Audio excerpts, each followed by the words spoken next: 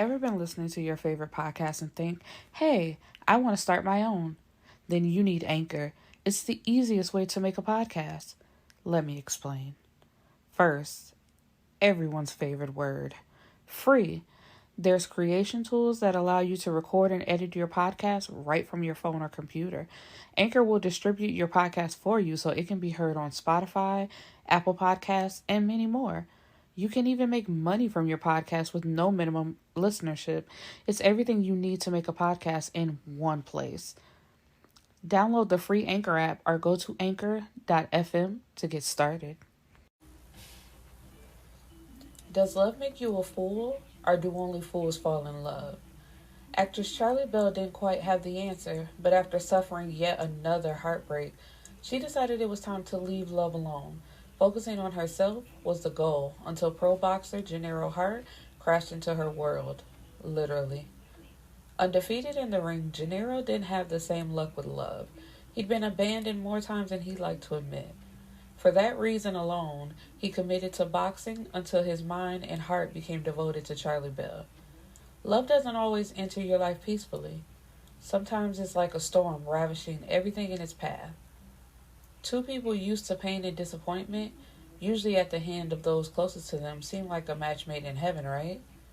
Nothing in life has been easy for either of them. And as love would have it, this won't be either. Hello, my beautiful people, and welcome back. Today's book is called Fooled Me Once by Kaylyn. Let's get into it. Charli is an actress that recently broke up with her boyfriend, who is a rapper. His name is Avon, and automatically I thought about the products because my mom used to sell them back when I was a child. I'm like, your name is Avon? Really? So anyway, Charli is watching him on TV giving an interview. And of course, you know, because they recently broke up, that's one of the questions. And he claims that they broke up because Charli is the one dealing with a lot of issues.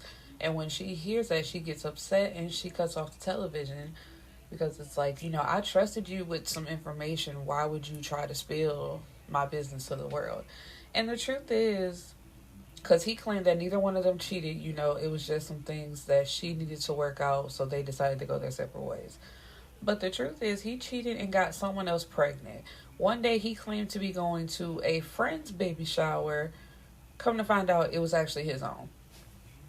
So as soon as she cut the TV off, you know, she's getting calls from her mom and her best friend. And she knows that they want to check up on her, but she doesn't want to talk to anybody. It's like, I need to be alone. So instead, she decides to go on a run. And on her way back home, you know, she's taking a break to take a breath. And she witnesses or hears a car crash because technically her back was turned. And, you know, when she heard the crash, and she turned around. So she goes over to the car. She works the door open. And she's trying to help the man out. She asks him his name.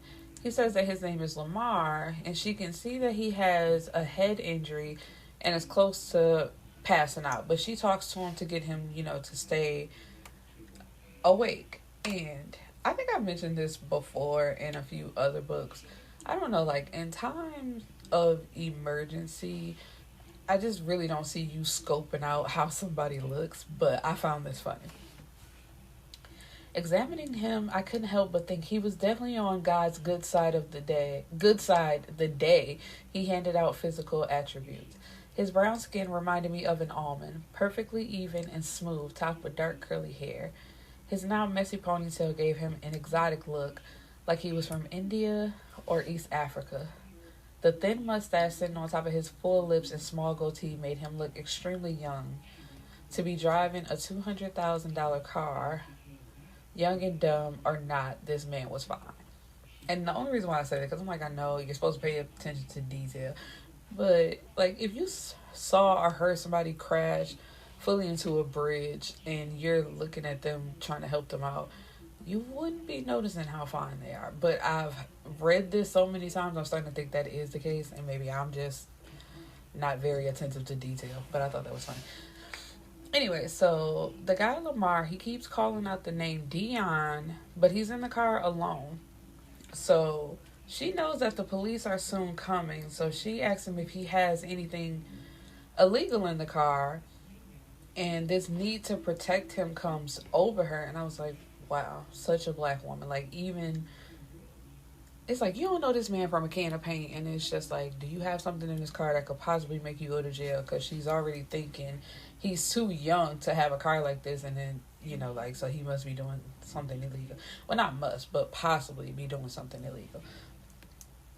So he says no, and then he asks her to stay with him, and she does, because it's like, you know, he's alone, and she just wants to make sure that he's okay. So she even goes to the hospital and waits until they contact his next of kin.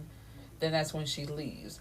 And as she's heading out, one of the nurses, like, recognizes her because she was very famous on a kid show. She's only like 24, so she's still young, but you know, like those child actresses. And she asks her for a picture, and it's like, you don't know her relationship to this man. Like, this could be her brother, her man, or something like that. And, you know, he's pretty banged up. Why would you feel like this is the appropriate time to ask for a picture? That's why I would never want to be famous, because it's just like, these people's lives are literally not their own, and people treat them as if they are not human. Like, this is a hospital. Why the fuck are you asking for a picture right now? Move your unprofessional ass around. But she's more nicer than me, because she told the girl, she was like, I'm so sorry, but this is not really the time. And the girl was like grinning real big, and she's like, oh, yeah, I understand. I would hope you would, because even if you didn't understand, you're not taking my picture right now. So she leaves him a note with like her name and number on it, and, well, her number, not her name. And she leaves. So when Charli goes home, her best friend is waiting in her house in the dark, which would have pissed me off. I'm like, okay, yeah, you at my house, but why are you in the dark, though? Like, at least be sitting in my shit with the lights on, because I could be carrying something. Next thing you know, your ass is dead for playing with me. But anyway, everybody is worrying about her, and it has something to do with the mistakes she made in the past, because she tells her friend, you know, I would never do that again. Lamar's name isn't actually Lamar, it's Janero. So when he comes to and he finds the note in his hand, he sees that she left her number and tells him, you know, if he needs anybody to talk to, he can hit her up. So Janero was drinking because it was his best friend's birthday the previous day, and he just got into a car with no seatbelt and was drinking and driving. And this has to do with the fact that when him and Dion were 13, Dion dared him to take his aunt's car and take him to see a girl. And while they were driving, Dion starts play fighting with Janero, who takes his eyes off the road, you know, to hit him back. And unfortunately, they got into a car accident. Dion didn't make it, and Janero did. And he has been carrying the guilt of being alive for all these years, which, it's like, because it happened at 13, I know it affected him in a different way. And as black people, we have this stigma of not going to therapy and not talking to people about this, because that is definitely something that his mother should have did. Like, you lost your best friend at 13, and you have what is it called, survivor's remorse. And it's just like, it's not your fault. Even though you like to think, it really isn't his fault. And I don't want to victim blame, but number one, you're 13. You shouldn't even be driving a car anyway. But your friend was hitting you, and you know, you were playing back. So, and it's not the, because, okay, that is victim blaming when you say it like that. But that's not what I mean. It's just like, it was an unfortunate event, and you really need to get past it, but unfortunately he hasn't. So anyway, he doesn't have a good relationship with his mother, who seems to only pay attention to him now that he's a boxer. So what I just said, she don't really care. It's just like, she came over like, oh, my baby, are you hurt? Are you gonna be able to fight still? Like, you still gonna be able to give me some money? That was her only concern. And that's that. And that's another thing I hate, like, as black well, not even black, just as family tropes. If people aren't there for you and, like, in the trenches with you, you don't owe them anything. Like, you can do it if you feel like that's your desire to, but you don't owe anybody anything. Because as my mother, if you were not around in my younger years and then you think you're gonna come around now that I've made it, it don't work like that. At least not for me. So Charli's mom is also her manager and is also only worried about money. Because, you know, like, they don't talk, they don't have a good relationship. It's literally like, you have this booking, you're going to be on this show, and be grateful that I'm getting you jobs. Okay, bye. Charli has a sister, Peyton, who is also in the business. They don't get along really either.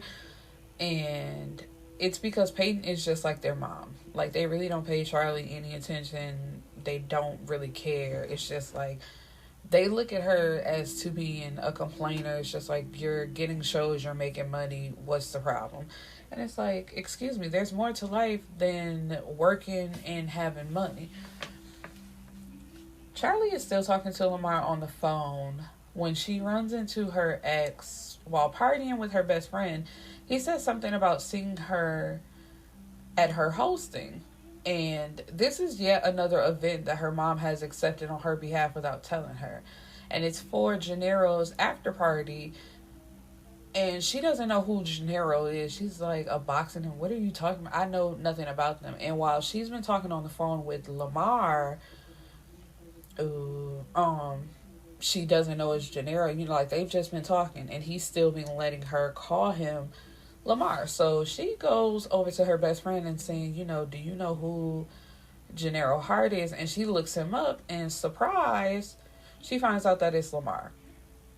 So when they get on the phone, because at first he didn't know that she was like Charli the actress. So when they get on FaceTime, it's like, wow, you really were going, you know, not going to tell me who you are? And they both admitted, for the same reasons, that they didn't want this person to be like starstruck, even though they didn't know the other person was a celebrity as well. It's like, I just wanted to be treated like a regular person without you knowing who I am. And that's why, once again, couldn't be famous, couldn't deal with it, because that sucks. So Janero still takes of his former girlfriend from high school and her daughter, who is not his. She broke up with him, like, as they were finishing high school, saying that she didn't want to be tied down while away at college. And now she regrets that because of who her child father is and who Janero turned out to be. So they still have sex off and on.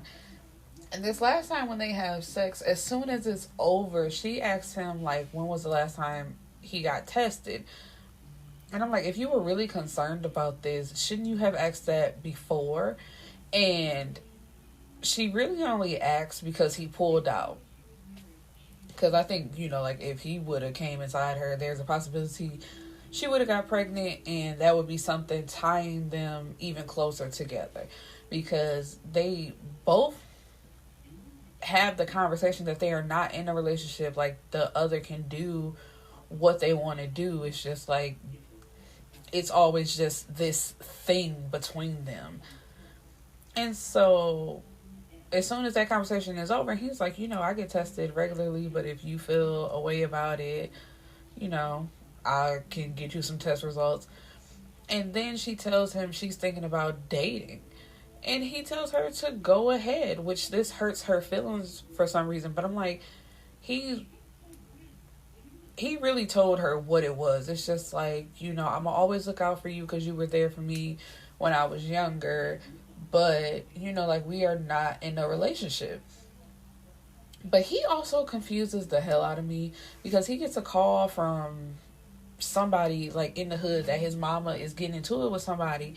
And he rushes over to save her. And I don't get it because it's like, this is the same mother who let him go hungry as a child. And even now is only halfway nice to him just because he's rich and he buys her things.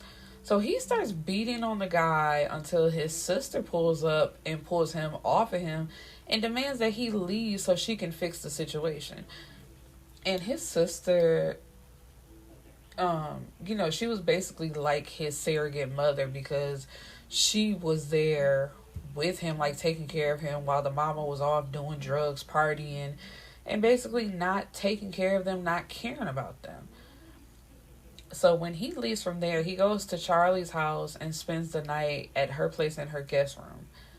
Janero's sister, Zayla, has an abusive boyfriend who she's been with since she was 15.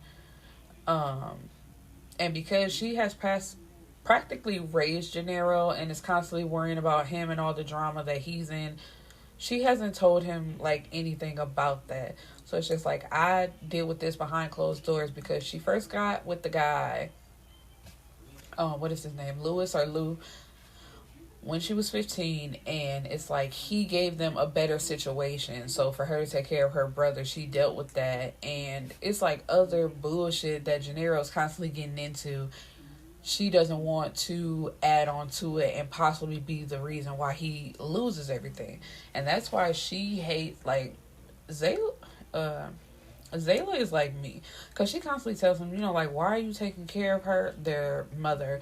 Why are you taking care of her? Why are you giving her money? Like, she doesn't deserve any of this. Why are you taking care of her? Don't give her nothing. Don't run to her rescue. Because she literally does that just so he'll come running. Like, tell people, do you know who my son is? I'll have my son whoop your ass. And next thing you know, he's pulling up actually doing that. It's like, sir, you're worth millions of dollars now. You have endorsement deals. Like, you could lose everything if you just out here fighting like a common hood rat. So she has to have a meeting with Kobe, who is Janero's friend and manager. Like, when Janero got into boxing as a kid, Kobe was there and they became friends, and they've, been together ever since. And Kobe notices like a bruise on her arm, and he asks her, does Janero know about this? And when she says no, he tells her if he sees another bruise, the situation ends differently. So there's like this vibe between them, the two of them. And so while Zayla is out shopping with her best friend Mo is way too excited to let her know that she slept with Janero. And Zayla, of course, is pissed. It's just like, I told you not to mess with my brother. And, okay, even if y'all are two consenting adults, because that was the thing that Mo said. She was like, he's grown. It ain't like I forced him. We're two consenting adults, and girl, it was good. And it's like, bitch, that's my brother. Why are you telling me anything about this? Like, why are you so geeked to let me know what happened between you and my brother? Especially when you know that I'm going to be pissed about it anyway. Don't tell me nothing. And she knows that Mo is a gold digger and only looking for someone to take care of her. So that's why she doesn't want the two of them getting close or having anything to do with each other. And it's like, if this has been your best friend for a while, your brother know her. Your brother know all about her. And if he was stupid enough to get involved with her and take care of her, that's your brother's fault. So, and Mo is constantly telling her that she would be a fool to leave her boyfriend. Because, I'm pretty sure Zayla hasn't told her everything, because she doesn't want anybody to know that part of her life. But she's told her some things like, I'm kind of tired of him and I want to leave. And because Mo only thinks about money, she's like, girl, that man take care of you. You'll be a fool to leave him.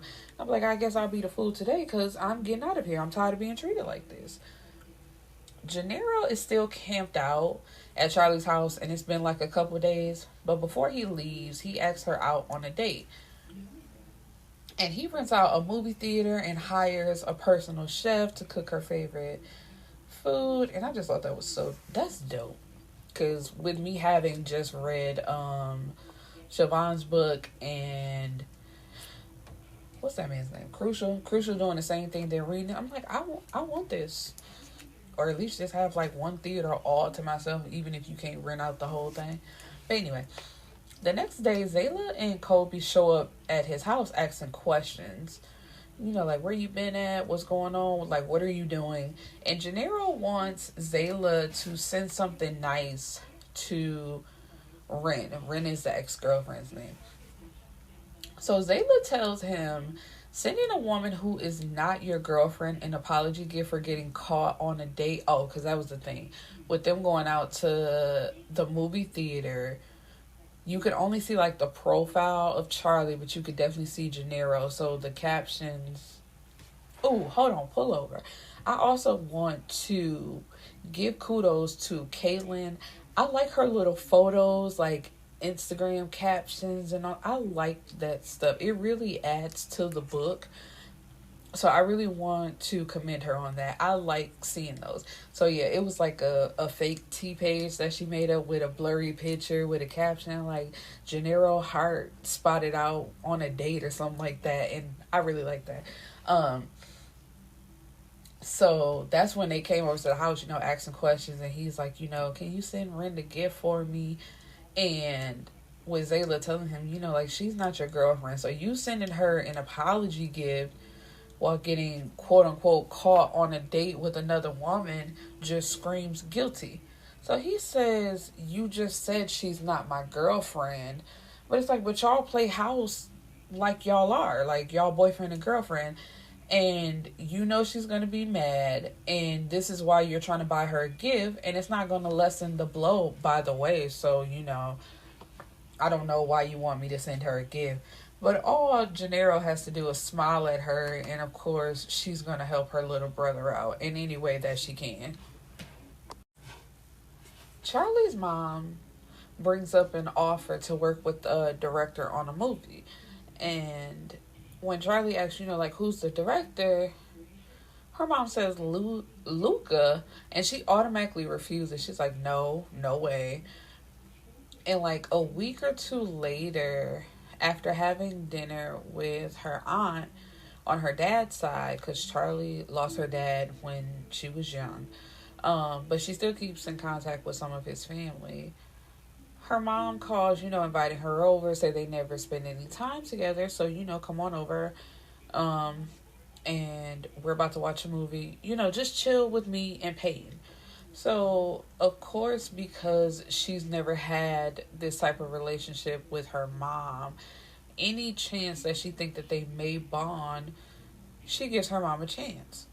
And her mom always disappoints her.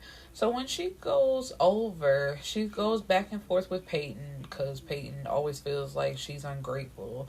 Her mom comes into the room and once again bringing up this movie that she already said no to. And she's like, I've had a phone call, or I have a phone call scheduled with this person. And Charli asks her why, and she says Lucas is the name, not Luca, wants to schedule a meeting with us. They've held auditions for the character for the movie, but can't find the right girl. They're sure that that girl is you.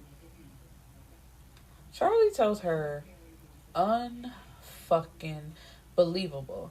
Is that why you called me over here, so you could woo me in person? You said I needed to communicate with you more. That's what I'm doing, informing you about a potential opportunity. And it's like, when I said communicate, that's not what I mean. Like, you can talk to me outside of business as my mom. And when I said communicate, I mean actually ask me if I want to do something instead of taking on opportunities on my behalf. Like, yeah, you're my manager, but you also need to discuss these things with me because you're going to agree to something that I'm not going to show up to, and it's going to cost both of us money. Because if I have to pay them, that means I can't pay you. So what do you want to do? And Charli tells her, that's not what you're doing. I told you I wasn't working with him again, so why are you even bringing this up to me? And her mom is just like, all she cares about is money. They want you. Hell, they damn near need you. We can make a list of stipulations to add in your contract, whatever you need to feel okay, like, quote unquote, okay with this. So it's like, it's obviously something wrong between Lucas and Charli. So if she has, what is the word? like she keeps telling you no, that I'm not working with this person, don't bring him near me. Why do you keep bringing this up? And for her to say, for you to feel okay with this, it lets you know that something is deeply wrong. And Charli tells her, you sound crazy. So she grabs her bag to leave while Peyton is just sitting back on the couch, basically watching the drama between her mom and her sister go on, not saying anything. So her mom tells her, wait, Charli, don't leave, don't go. But of course she leaves, feeling stupid for even believing that her mom actually wanted to spend time with her, because it's always only business with her mom. So when she's in her car going home, Janero calls her because he finally has some free time, from training and boxing. But she's not really in the mood to talk because, of course, her head is all messed up. So Lucas sexually assaulted her at a party. And when I read that even further pissed me off, because it's like, even if it wasn't a traumatic event that made her not want to work with this person, just her saying no is enough. Like, nothing has to happen to her, or even it being this particular man that she doesn't want anybody. Like, if I say no is enough. And nothing bad has to happen. There doesn't have to be any hostility. I said no. No is an answer, and it's enough. I don't owe you an explanation. Nothing has to happen. No.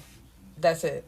But because that did happen to Charli, it's like, and as my mom, I told you about it, and you're still trying to have me around this. Show business is a fucking trip, man. Like, are you serious right now? Violence is never the answer. But once again, I would have fought my mama. Why are all the mothers so terrible? Anyway, so because she hung up on him and told, I really don't want to talk to you right now, Janero shows up to her house with ice cream, and they talk. He's like, tell me what has you in a messed up mood. And she says, only if you tell me about Dion. So he tells her the story about Dion, and she tells him about the assault without actually saying it. But, he can read between the lines. She's only told her mother, her best friend, and beauty products, Avon. That's all I can think of every time I see that name, because I just remember that shit being all through our house as a kid. And she cries on his shoulder, but they're interrupted by a FaceTime call from Ren and her daughter. Janero stays the night with Charli, who attempts to have sex with him, but he stops her, knowing that that's not really what she wants, and she's just trying to make herself feel better. It's time for the boxing match, which he invited Charli to. He gave her a ticket. And Janero wins his match, so he becomes the new WBA light heavyweight champion. And at the after party, everyone is getting drunk. Janero walks Charli to her room, and they have sex. And he's still doing this, we're not together, but we're doing everything that couples do with Ren. So it's kind of messed up. And he's also doing that with Charli too. It's just like, technically we're not together, but I'll be pissed if I see you with somebody else. So he takes his whole family to Aruba, with that being his mother, his sister, and her boyfriend, Ren and her daughter, and Kobe. And I believe Kobe's uncle, who he also calls his uncle because that's who, really got him into boxing. So, Zayla's boyfriend ain't shit. And the only thing she's holding on to is the fact that he didn't have any outside children. So, it's like, she knows that he cheats. He ain't shit. He hits her. It's just like... And the only reason why she was staying with him is because of some sort of obligation. Because, he took care of her and got her and her brother out of a bad situation. And the fact that he doesn't have any children on her. Well, his favorite side chick contacted Zayla and told her that she was pregnant. So, she's holding on to that information while they're on the plane. And Janero and Ren Like, they all on a plane together, but she's got an attitude, not really talking to him. And it's just like, girl, what are you mad for? That's not your man. And that's the thing. I'm like, he's told you that, and even you have agreed to that. So if you want something different, put it out on the table. And if he refuses, go find you somebody else. Because my whole thought process, it's like, yeah, they could have been boyfriend and girlfriend when they were younger, and she looked out for him. But I feel like she is only attaching herself to Janero because he made something out of his life, and he's loyal. So it's like, even with her wanting to leave him because she didn't want to be tied down at college, it's like, I'm going away to college. I really don't want to be tied to you and have to answer to you while I'm off living my life. And she went and got pregnant by somebody else, and he's still taking care of her. Like, you realize you fucked over a good dude, and you just trying to latch yourself onto him any way possible, and it's just not right. So Zayla checks on Janero, and he tells her, I don't know what to do about Charli and Ren. Can you give me some advice? And Zayla tells him, I think deep down you want somebody to love you in a way you've never felt loved before. You're not afraid to commit, Janero. You're afraid of being let down. You're afraid of giving so much love and not receiving the same in return. I think you genuinely love Ren, but you're not in love with her, and that's the difference. You stay in Playhouse because it's comfortable, familiar, and there's no risk of being hurt.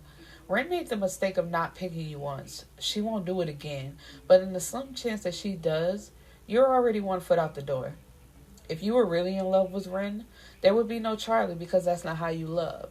And, that's something that everybody who talks about him says the same thing. He's loyal, he's a good dude, and he's there for the people around him and that he loves. And it seems like in return, he doesn't get that in return except from his sister and Colby and the uncle. I forgot his name, but the uncle. It's like, those are the three people, and it's just like, yeah, that's family, but in romantic relationships and with his parents, because he doesn't know who his dad is, and the mom ain't shit. So it's half and half. So that's why he's so stuck. And like Zayla said, Ren is familiar. That's the whole thing.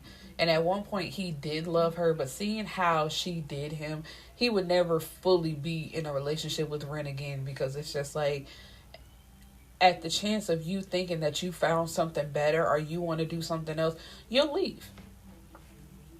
So pictures have been circulating of Janero, walking Charli to her hotel room, and then him being on vacation with Ren like the next day, or however long it takes to go to Aruba and being on vacation.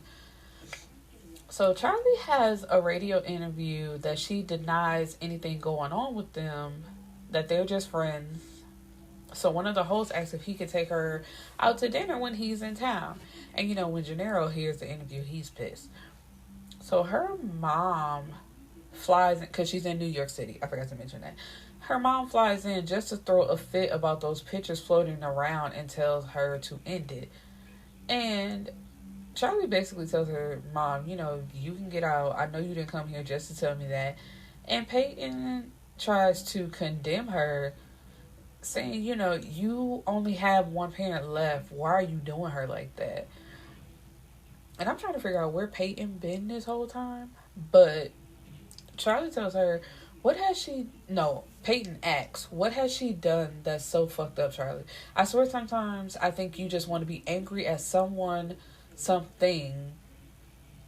And Charli cuts her off and says, when your daughter comes to you and tells you that a grown man groped her and made her feel uncomfortable at a party, it's your job to make her feel safe.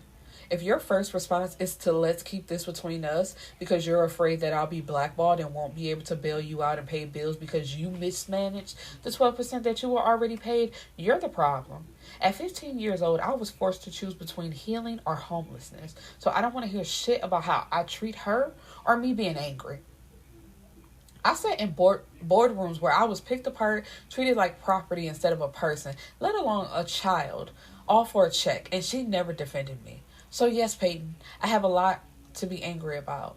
And it's just like, once again, even she shouldn't even have to explain that to Peyton. It's just like, you obviously know that there's something going on, and I'm not a teenager. Like, I'm not just an angry teenager with no reason to feel the way I feel. And even if you don't know what's going on, Peyton, us being family, I feel like you should respect, like, what's going on. Because you can tell, like, the mama knows something because she talks around it. So it's not just you feel like I just want to be angry all the time. And it's like, if somebody is angry all the time, there's a reason for that anger. So if you're not trying to find out what the problem is, shut your motherfucking mouth. You just want to be mad. Nobody wants to be. That is the dumbest shit I've ever heard. Because somebody has said that to me before. Like, you just want to be. Nobody just wants to be mad. Anyway, so Zayla has sex with Kobe after a confrontation with her boyfriend about the baby that he has on the way, because he been acting like a bitch the whole like, since they got there. He always all to the side on his phone. He not participating in any of that activities. So it's like, my nigga, what did you come for? And she asked him, like, if you just gonna have an attitude this whole trip and be on your phone, like, why are you here? If you need to get back to your baby, go do that. So at first he trying to act like he don't know what she talking about. Like, what you talking about, baby? It's like, nigga, I know all about your baby and your baby mama. Leave. So he does leave.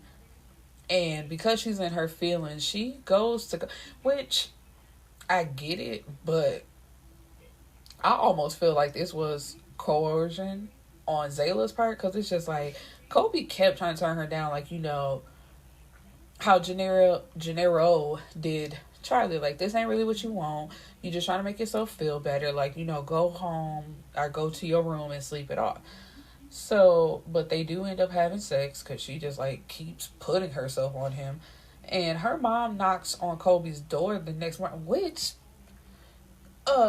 before this, I forgot that woman's name. The mama tried to throw that vintage vagina on Kobe, and Kobe looked at her like, girl, don't you ever.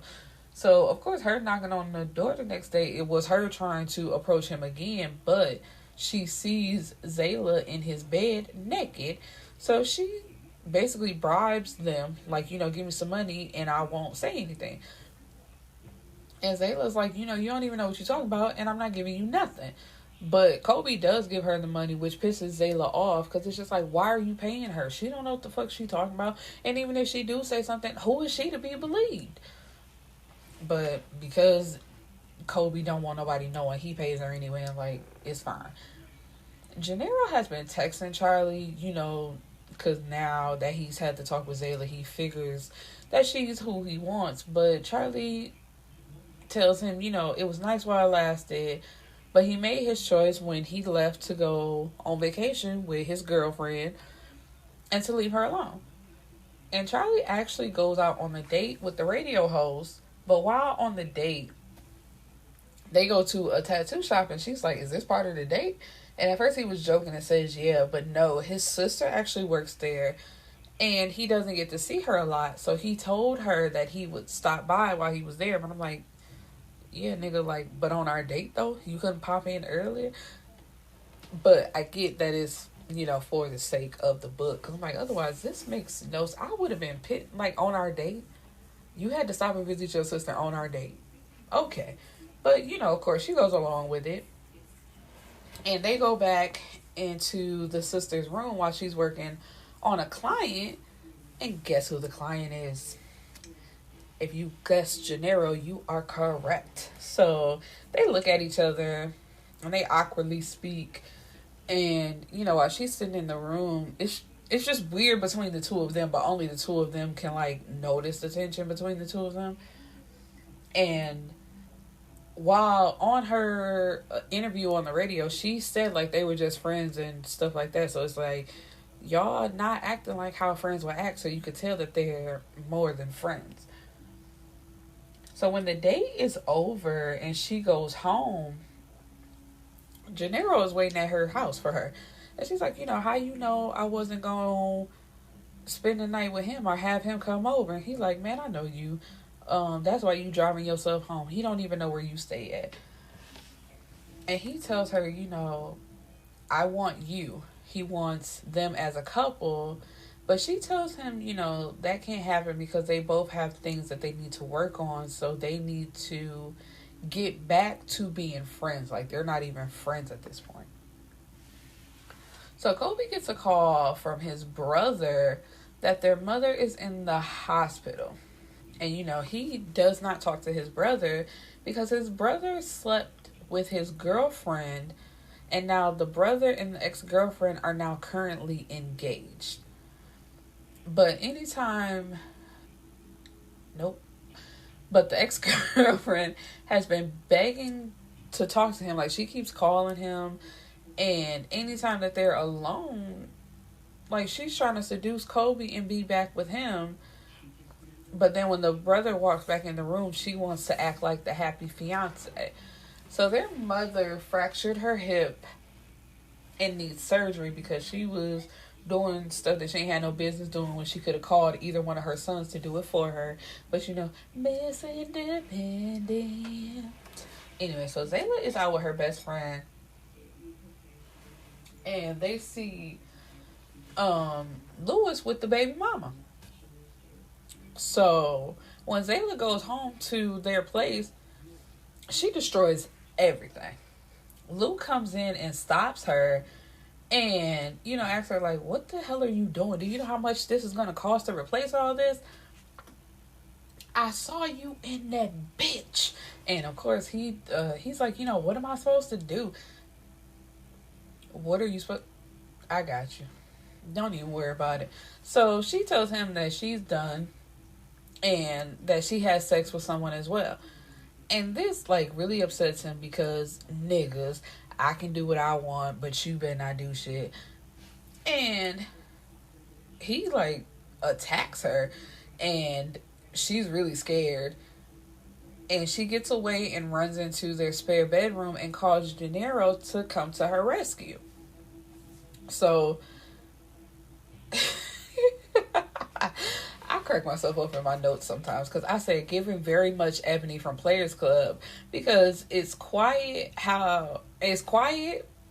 and she opens the door thinking that he left, but he's right there to grab her ass again. But Janero comes in with a gun saying please give him Medea. Please do it. Please touch her. I want to see you do it. So, but Zayla says she just wants to get her things and leave. But Lou refuses. He says, no, I bought everything. I paid for everything. It's mine. You're not taking nothing. And she tries to throw shade, but end up getting her own feelings hurt. Because she says, fine, give everything to your country baby mama. She needs a new wardrobe. Country? Maybe. But if it's one thing that she got that you'll never have, and that's my seed, I'm glad I made you get rid of that shit. It stunned me for a second. I was like, dang. But see, this is what I'm talking about. People know how to hit you where it hurts. And she's about to jump on him, but Janero tells her, it's not even worth it. Let's just go. I'm your brother. I'll buy you all new shit. You don't need shit from this motherfucker anyway. So the next morning, he gives Zayla a check to make a fresh start. And she tries to refuse, but he ain't hearing her. Because even the stuff in her making stuff disappear when he gets into trouble, he doesn't pay her for that. Well, he tries to pay her for that, but she doesn't accept the money. Let me say it like that, because it's not like he just using her. But, she's like, you're my baby brother. Basically, you're my son. Even though he's annoyed by her doing that, it's basically the truth. Our mother was not there. I raised you. And she just gets to sit around and reap the benefits of what I did. You worked hard and made yourself a boxer and got a career. But really, I am your mama, boy. So, Janero runs into Charli and her best friend Melina while they're shopping. And he's taking one of his friends shopping because he just got out of jail from doing a long bid or whatever. And he begs Melina to help him out with getting Charli back. And she tells him about Charli's upcoming birthday party and says, that's it. I ain't telling you nothing else. So now that it's Charli's birthday, she's woken up by Melina Peyton, which is a surprise to me because they haven't spoken since she told her off about their mama. And I'm like, you don't give me no apology. You don't try to talk about it, but you just show up to party? You know what? That is kind of what happened to me and one of my sisters, so I'm going to leave that alone. And a random mutual friend that they all have, I forgot her name, it's really not important. They tell her to get dressed and to ask no questions. And they surprise her with a girls' trip to Vegas. So when they get to Vegas, they party and chilling, whoop-de-whoop. And then, I think it's like the night before her birthday, while Melina and the friend are passed out from drinking and eating edibles, Peyton and Charli are out on the balcony. And Peyton asks her, how come you never told me? What was I supposed to say? Something. Anything. I'm your sister, Charli. You could have told me. Mom told me to forget it ever happened. Talking about it would have made it real, so I didn't tell anybody. You told beauty products, and I'm sure you told Melina too. Why didn't I make the cut? And it's like, damn. It do make you feel away like I'm your sister. It seemed like everybody around us knew but me. So I am making assumptions, but I can only make assumptions off what I see and what I know and stuff like that. So it's like, while I still stand by what I said earlier, I can also get her emotions. But Charli tells her, you always looked at mom like your personal superhero. I didn't want to ruin that for you the way it has been ruined for me. So you sacrificed our relationship instead? I didn't understand why you started shutting me out. One minute we were best friends and the next we weren't. I'm sorry. It wasn't you. I was just trying to handle everything and didn't do a good job. I felt victimized twice, and every day I still had to get up and go to work, be criticized by grown-ass adults, and stand in front of a camera and be the hope for all of the kids looking up to me while I felt like I was dying inside. And, whew, child. Kaylyn, you peeing, baby, you peeing. It's punching some things. So the next night, while they're at the club and it's like the birthday party, boop-de-boop, Janero shows up and Charli realizes that Melina set her up. So Janero shows her a good time. She's dancing. She's not worried about anything for tonight. Even her mom shows up, which she's looking at her like, why are you here? And her mom tries to play it off like she really care about her, but it's like, girl, we know the real tea. Stop playing. So Peyton's gift is getting her childhood celebrity crush to sing happy birthday to her, like Ashley on The Fresh Prince of Bel-Air. And Janero's gift was a home video of her daddy saying happy birthday. And he called her Charli Brown, I believe. I love you, Charli Brown.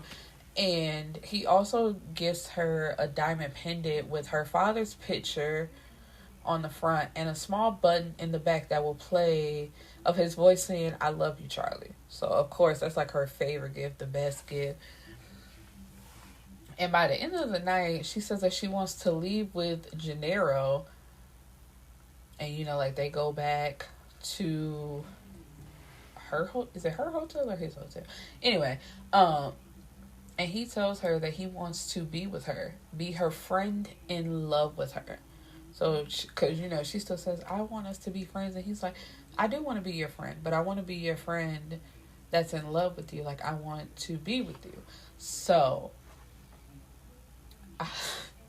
this is my favorite line from the book because it's a small passage, right before they're about to have sex. He says, I've lived in a lot of places, more than I'd like, but this is the only place that feels like home.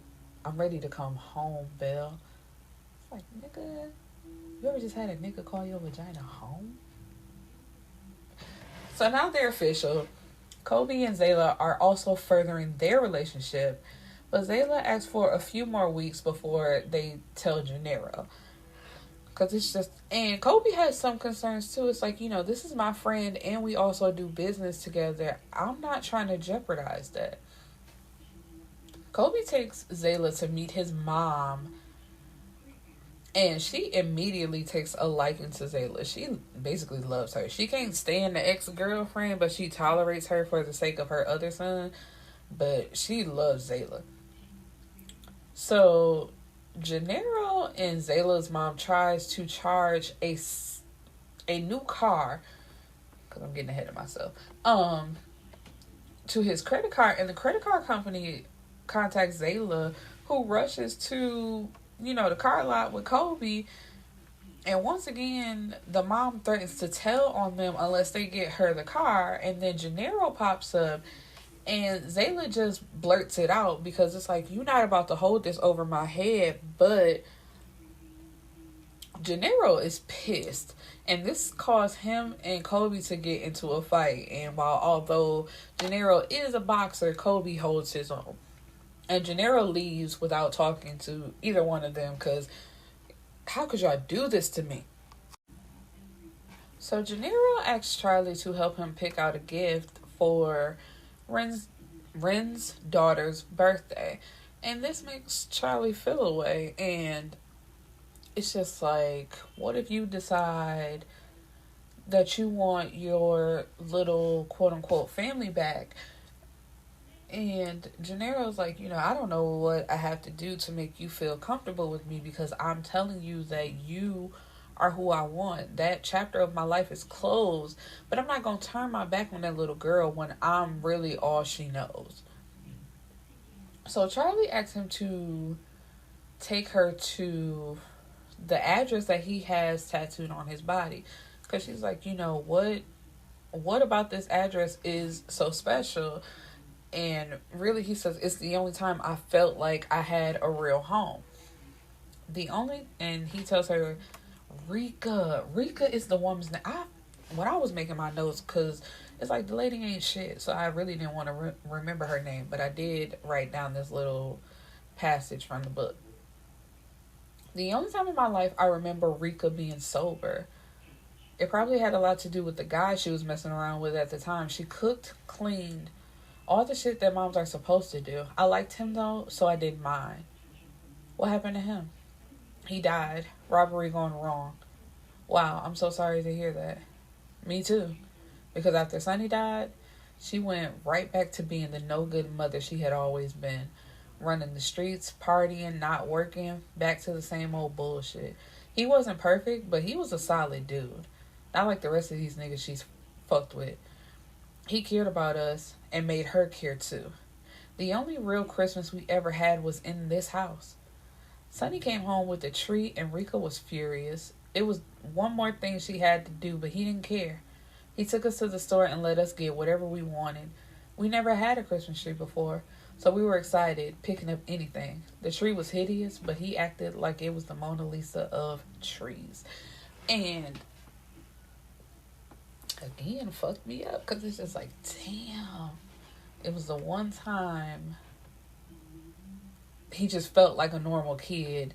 And it's like, as soon as Rika no longer had a man to take care of her, she just went right back to doing whatever she wanted. And it's just like, but what about your kids though? So really, it sounded like Sonny was taking care of the kids and forcing her. It's just like, somebody got to force you to take care of your own kids and do what you're supposed to be doing anyway.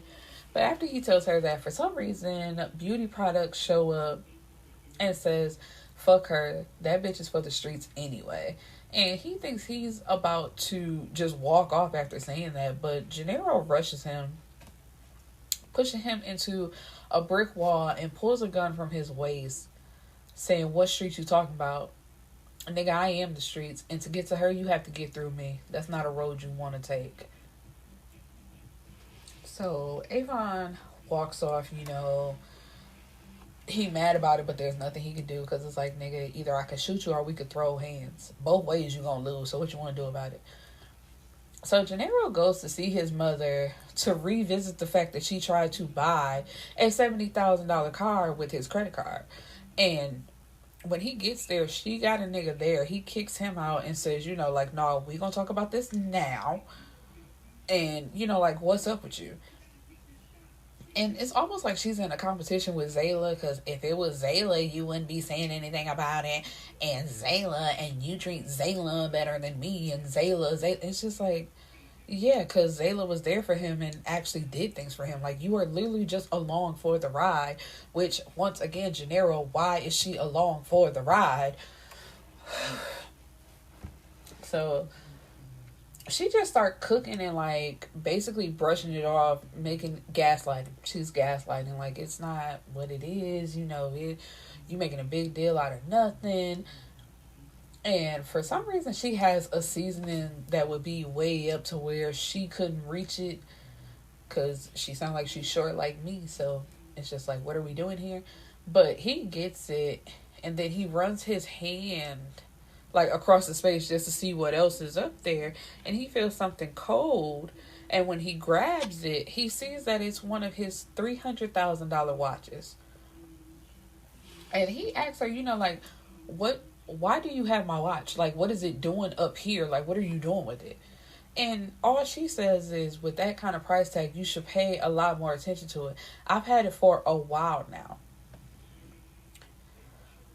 When I say I would have punched her, like, man, I'm way too violent, because my hands would just get the moving. And he tells her, you know, sorry, I didn't think I needed to watch shit in my own house. Like, you stole this from me in my own house. What you mean? Why? I ain't gotta watch shit. It's mine, in my house. Why did you touch it? And she says, I needed some money. If Zayla never convinced, once again, bringing up Zayla, if Zayla never convinced you to put me on a budget, none of this would be happening. No, if you actually had a fucking job and was not looking for somebody to take care of you, that would have never fucking happened. And you being a thief is not either your son nor your daughter's fault. And it's like, you're on a budget. So how much money are you getting? Like, how much money do you need? And he tells her, you know, like, it's not her fault that you chose to steal from your own son.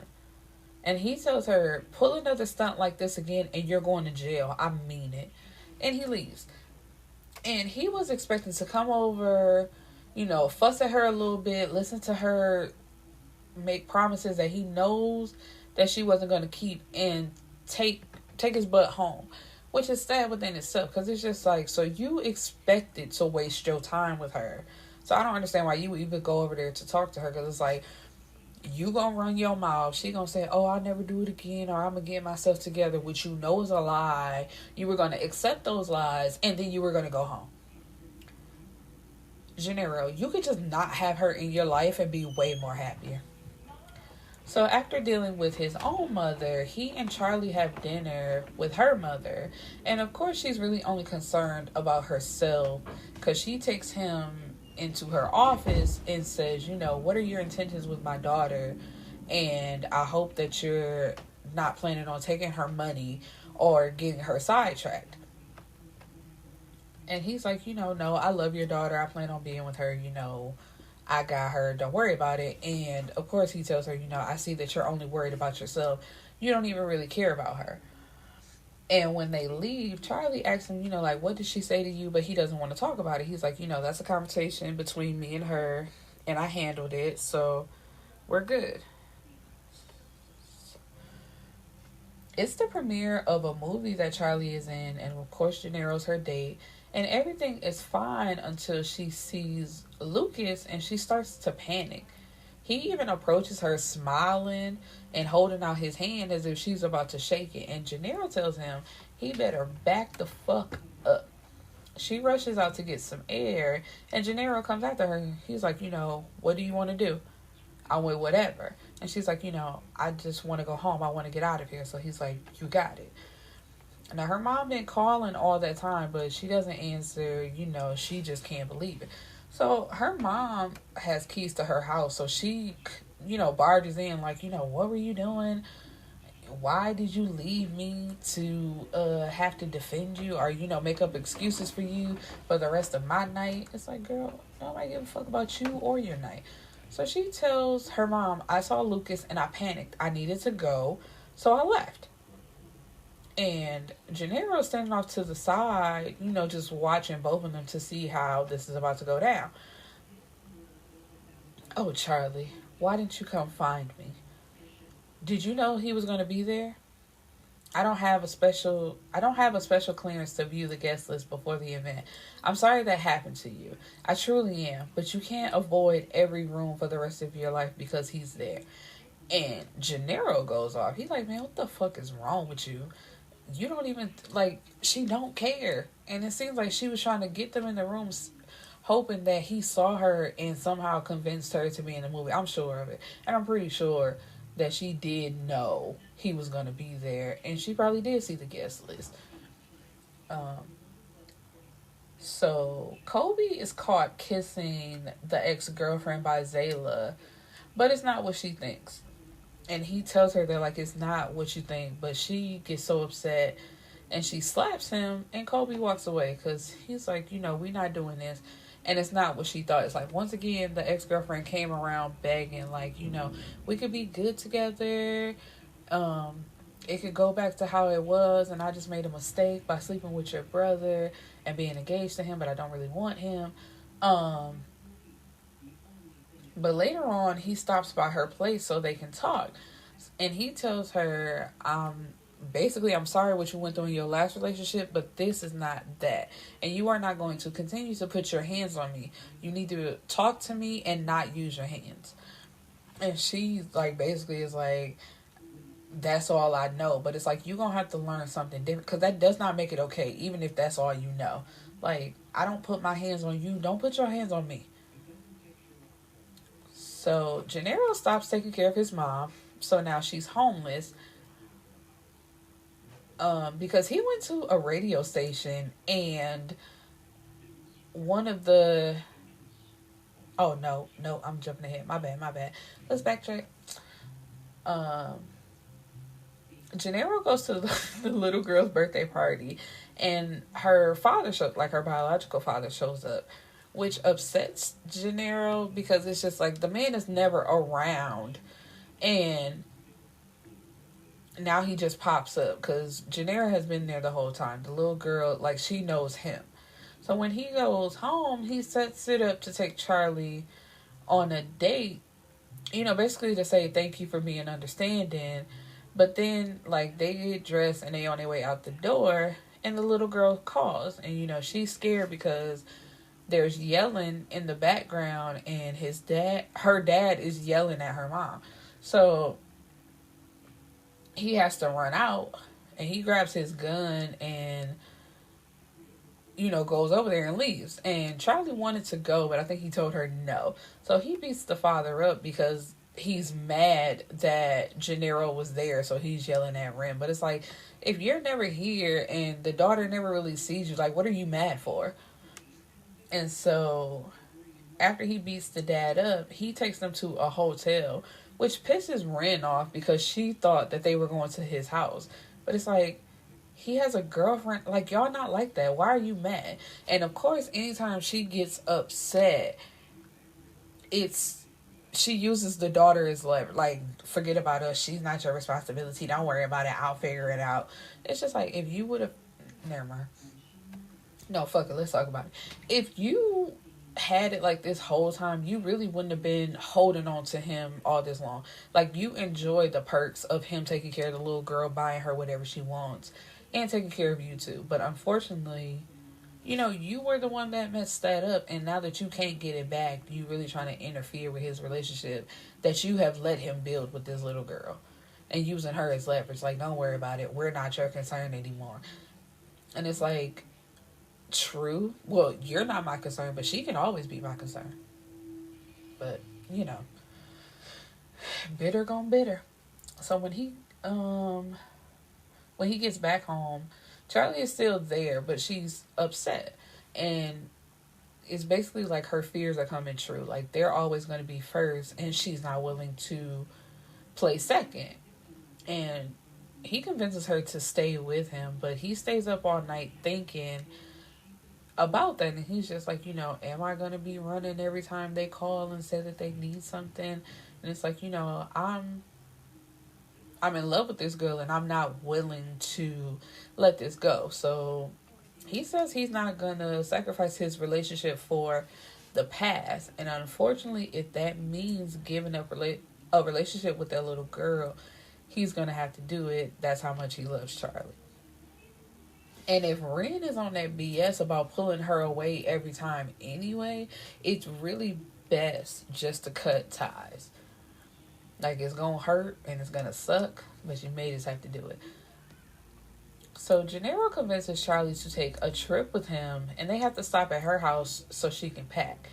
But when they get there, there's like a delivery person waiting to deliver a package from her.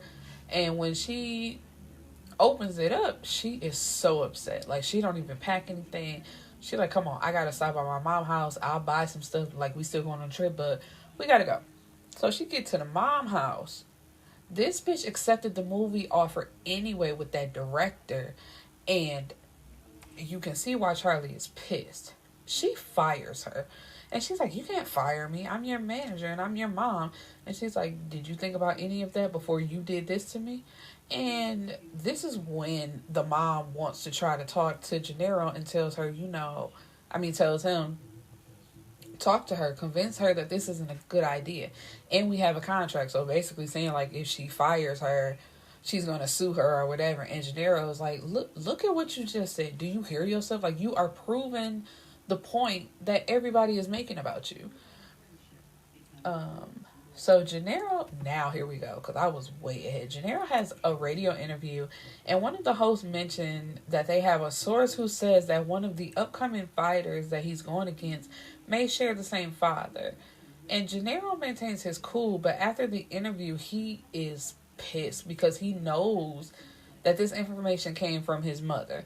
And he's asked her his whole life, like, who his father is, like, where can I find him, ... and she won't say anything, so he knows that she's behind this. But Kobe and Zayla, like, they always got his back, so they're trying to find out if it's true, like, where did this come from? And in the mix of that, they find out that Charli is pregnant. And at first she didn't know if she wanted to keep it because she doesn't know if she's going to be a good mother. And she doesn't know if she wants a baby at all anyway. But then Zayla finds their mother and confronts her. It's just like, what is this bullshit about Janero's dad? And of course, she knows that the mom is lying. The mom don't know who Janero dad is. And she admits to it being all a lie. And Zayla gives her, I think it was a check or like actual cash. And tells her, this is the last payment. So make it work. Whatever you're going to do with it, let that be it. But after that, nothing. You're done. And she punches her in the mouth. Kobe proposes. And, so they're getting married. They're in love. Yay. Charli has the baby who they named Gia. And now they're trying on dresses for Zayla's wedding. Come to find out, Zayla is now pregnant. And while they're going on vacation, because Janero is now taking Charli to Aruba, Janero proposes. So everybody's getting married, everybody's having babies, everybody's having families, and they're getting their happily ever after. And I really enjoyed this book. So shout out to Kaylyn, and the book is called Fool Me Once by Kaylyn, and that's Kaylyn. Go pick up your copy and let me know how you like it. Peace and blessings.